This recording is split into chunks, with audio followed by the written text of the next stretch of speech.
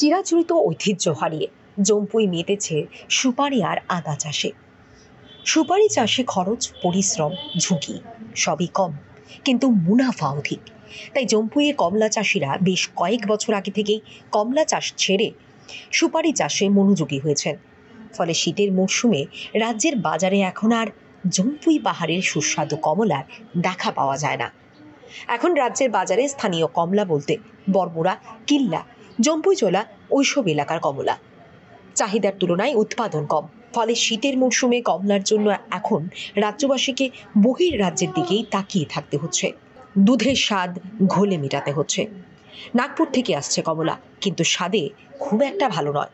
খুচরো বাজারে বিক্রি করা হচ্ছে বড়গুলি 70 থেকে 80 টাকা আলি এবং ছোটগুলি 40 থেকে 50 টাকা দরে। তবে মিজোরাম থেকে যে কমলা আসে তার স্বাদ অনেকটাই আমাদের জম্পুইয়ের কমলার মতো, কিন্তু এই বছর সেখানেও ফলন কম হয়েছে বলে খবর। তবে আগামী কিছুদিনের মধ্যে রাজ্যের বাজারে আসবে মিজোরামের কমলা, এমনটাই দাবি করলেন মহারাজগঞ্জ বাজারের জনৈক পাইকারি ফল ব্যবসায়ী।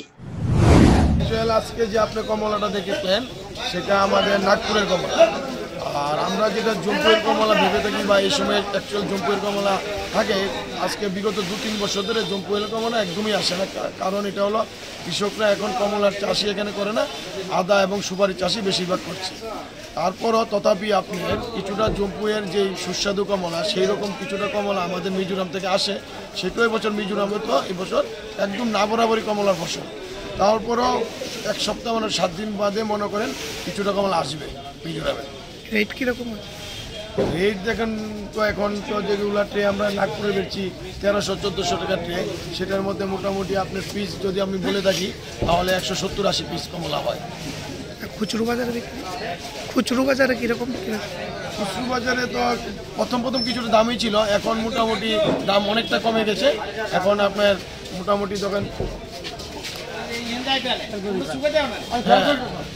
মনে করেন এরকম 60 টাকা আলি, 70 টাকা আলি ভালো মালটা বিক্রি হচ্ছে।